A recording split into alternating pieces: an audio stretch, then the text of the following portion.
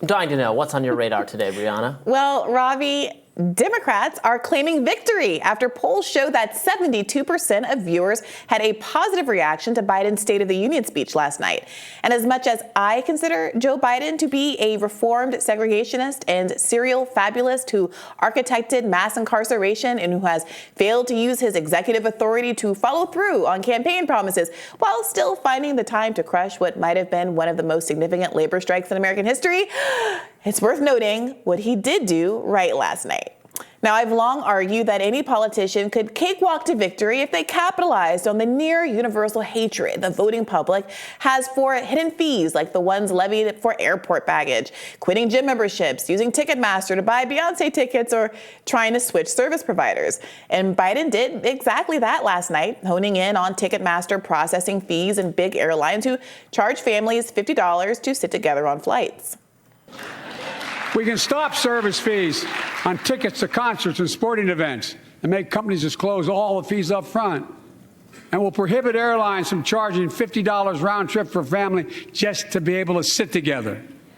Baggage fees are bad enough. Airlines can't treat your child like a piece of baggage. Americans are tired of being. We're tired of being played for suckers. He zeroed in on prescription drug costs, announcing a plan to cap the price of insulin. Medicare will also begin to negotiate the price of drugs with pharmaceutical companies. A policy 83% of Americans, by the way, approve of, including 71% of Republicans and 82% of independents. And a positive and generous move, Biden affirmed the hardworking nature of the American public and attributed low unemployment rates and economic recovery metrics to the industry and strength of Americans themselves, not claiming credit for his own administration. And he avoided critiquing Republicans on polarizing topics like 1/6, instead sticking to claims that they're attacking popular social safety net programs. And you know what? I think it worked. How do I know? Well, when Biden accused some Republican lawmakers of threatening Social Security, several conservatives in the chamber, including Marjorie Taylor Greene and Lauren Boebert, shouted, jeered, and booed. Ever heard the expression, a hit dog will holler? And I have to give Biden credit here. He handled the heckling fairly well. He responded with grace, saying he wasn't blaming all Republicans, just some. Moreover, he weaponized the boos against the Republican agenda, saying that he'd take the jeers as a sign that, okay, fine, you agree with me. I guess the social safety net policies are safe. As we all apparently agree, Social Security and Medicare is off the books now, right? They're not to be sponsored. All right. I'm ready. We got unanimity.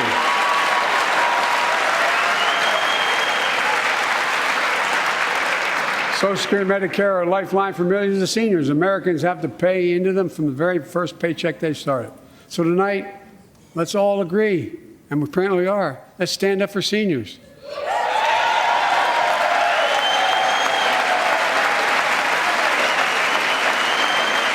Stand up and show them. We will not cut Social Security. We will not cut Medicare. Those benefits belong to the American people. They earned it. And if anyone tries to cut Social Security, which apparently no one's going to do, and if anyone tries to cut Medicare, I'll stop them. There's that old Biden charm. Look, he did a little economic populism, too, saying that capitalism without rules is extortion, and advocating for antitrust legislation to rein in tech giants like Amazon, Facebook, and Apple.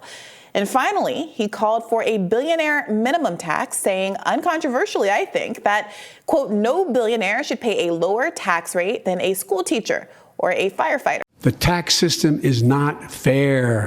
It is not fair.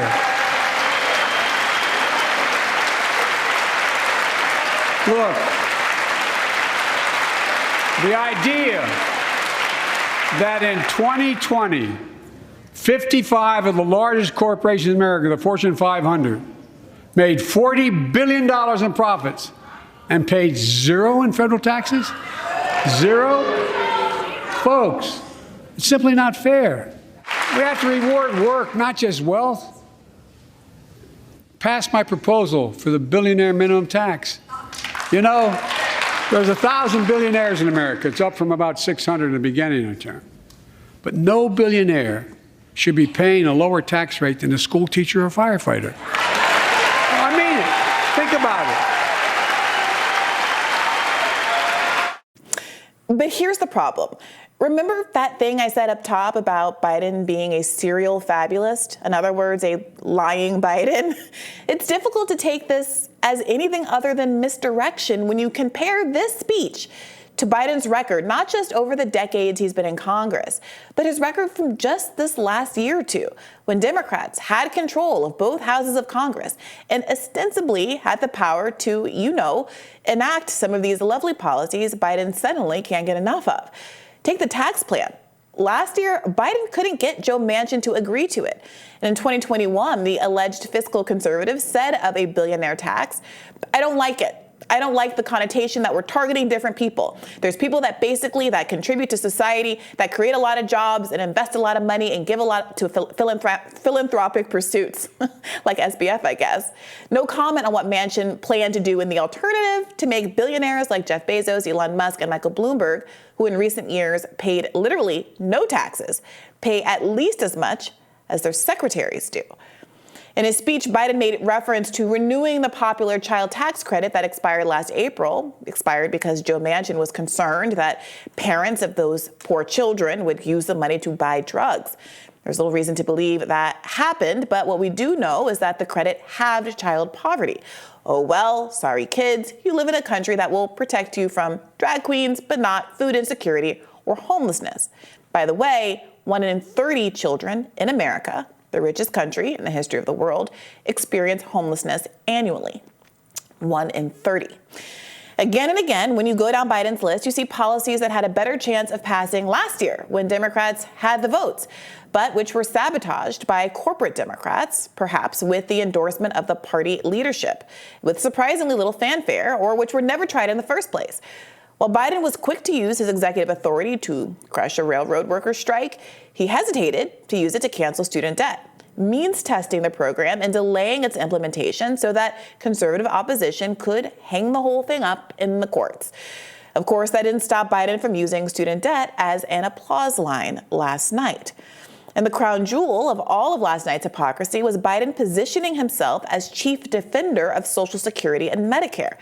Now, I'm old enough to remember how in 2020, Bernie, who assiduously refuses to put out negative ads, finally felt compelled to call Biden to the mat over lies he told about his record on Social Security. Remember this? The idea that Bernie implies the way he says things, speaking of negative ads, my Lord, Bernie, you're running ads saying I'm opposed to Social Security that PolitiFact says is a flat lie, and that the Washington Post said is a flat lie. Time and time again, talking about the necessity, with pride, about cutting Social Security, cutting Medicare, cutting veterans programs. No. You never said that. No. Time after time, you were not a fan of Bo Simpson? I was not a fan of Bo. You were not a fan of the balanced budget amendment, which called for cuts in Social Security? Come on, Joe, you were. Look, here's the deal. You're an honest guy. Why don't you just tell the truth here? We all make mistakes. Of course, Bernie had the receipts. When I argued that we should freeze federal spending, I meant Social Security as well.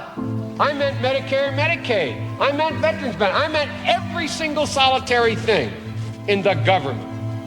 And I not only tried it once, I tried it twice, I tried it a third time, and I tried it a fourth time. Well, we've got some bad news for them. We are not going to cut Social Security. We're going to expand benefits. I'm Bernie Sanders, and I approve this message.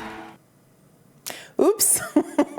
But receipts didn't stop Biden from lying. Apparently, nothing does. And this isn't just about Biden's past record. He's still threatening the very social safety programs he claims to be the savior of today.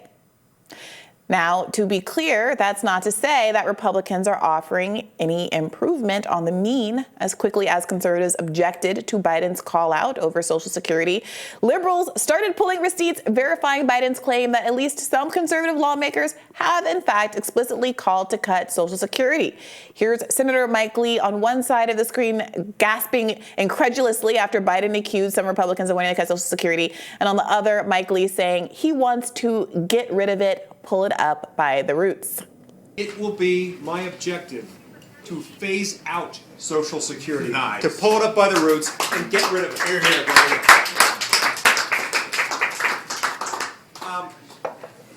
People who advise me politically always tell me that's dangerous, and I tell them, in that case, it's not worth my running. That's why I'm doing this, to get rid of that. Medicare and Medicaid are of the same sort and need to be pulled up. You see, Lion Biden might be an accurate nickname for Joe, but it's also a sentiment that could be applied to most of the chamber. If anything, George Santos is just the most creative liar of the bunch, not the worst. And that reality has left the American people ping-ponging between performative statements from Democrats and culture war invectives from Republicans. In her response speech, former Trump spokeswoman Sarah Huckabee Sanders leaned into the culture war hard, arguing that the right is under attack in a left-wing culture war we didn't start and never wanted to fight. But that sort of message fell flat after Biden's speech, which, unlike his Trumpism speech from last fall, offered olive branches to Republican voters and lawmakers alike and focused on a substantive economic agenda that has broad public support. Fundamentally, Biden's speech was good, and it charts an antidote for Democrats looking for a cure to the culture wars that have become a stand-in for substantive politics on the right. The problem is, at this point, it's not clear to me whether anyone will actually take Biden at his word. Even worse, I'm fairly confident they shouldn't. As much as I hope I'm proven wrong, Biden and the Democrats are hamstrung by a long record of empty promises and inaction. I'm glad the Democrats are in a position to veto, say, any anti-woke national abortion bans that some Republicans have promised to put forward as part of their war on popular policies with bipartisan support. But I can't think of that issue without remembering that Democrats failed to codify Roe for half a century, arguably intentionally dangling it as a carrot to coerce disgruntled Dems again and again to the polls, risking our reproductive freedoms for a cheap electoral win. Well, the first thing I do as president is sign the Freedom of Choice Act.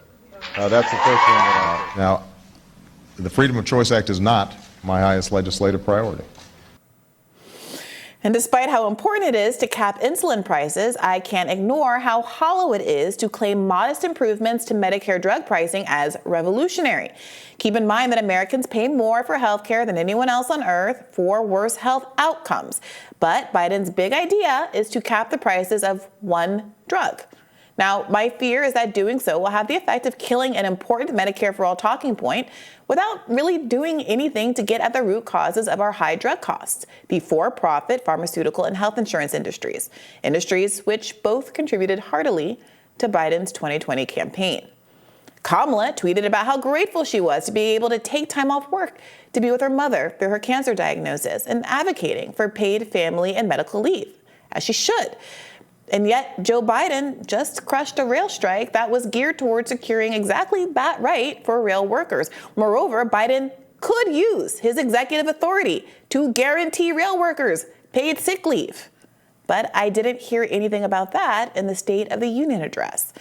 The Democrats' biggest problem is that they've taught Americans not to believe them. It's not just Lion Biden, it's an entire deceptive Democrat party. If Democrats actually legislated the pretty words in Biden's speech, the electoral map would probably look like it did when FDR was running for president. As it is, well, Biden's stumbling and slurring gave me pause, real pause. However, I believe if he can hold it together with this kind of messaging, he will make it through in 2024. The question is, at what point are Americans going to get the fighter that we deserve? Yeah, I mean, I think politically, I agree with you. I don't, unlike you, I don't like a lot of the policy suggestions that Biden was proposing there, but whether I like them or not is different, or whether I think they're good policy is different. I've always said this is different from what's popular. I think Biden has a better sense of what politics are popular than a lot of people in either the rest of the Democratic Party or the Republican Party. And you saw a little bit of that difference there as I noticed Republicans or conservatives reacting on social media and saying to themselves, wait a minute, Biden sounds a little bit MAGA here. He's stealing Trump's good ideas. When really it's that Trump did frankly run as a different kind of Republican on entitlements, while the rest of the party in the Tea Party days did want to do something about Medicare and Social Security. Trump said, no, that's stupid. Why would we do that? That's politically unpopular. And he has forced the party to really cave on that. So they've changed they don't want to do it because they know it's politically the unfortunate wise, and Biden called them out for it. The unfortunate thing is that, of course, when Trump got into office, he did attack those social programs, just like when Biden was in Congress for the last 30 years or whatever, he did attack those programs. So this is my fundamental point is that, kudos for figuring out the messaging, but there's something especially pernicious about politicians figuring out the right thing to say, knowing that they're not going to do it and having a record of having done, frankly, the opposite. And are we going to get to a point where the messaging runs out, it stops working because they've literally trained the American people not to believe a word out of their mouths. And there are things that they could do to prove to the American people that they will put their money where their mouth is, like actually use your executive authority to pass legislation when you can. Use, the idea that Joe Manchin can hold up an entire party's agenda, that there's nothing in the world that he could have been offered or that Kirsten Sinema could have been offered to get Biden's agenda through over the last 2 years. I think, it belies credulity. Like, no one actually could believe that's true. I think what you have is a rotating villain theory where Democrats hide behind these useful idiots to say, oh, we would have done this, we would have been good, we were the good guys, but someone was standing in our way. We saw this when Barack Obama had a 60 senator majority. He still was blaming Joe Lieberman for not being able to pass the bulk of his agenda. So at a certain point, Democrats and Republicans alike, independents, are all going to check out.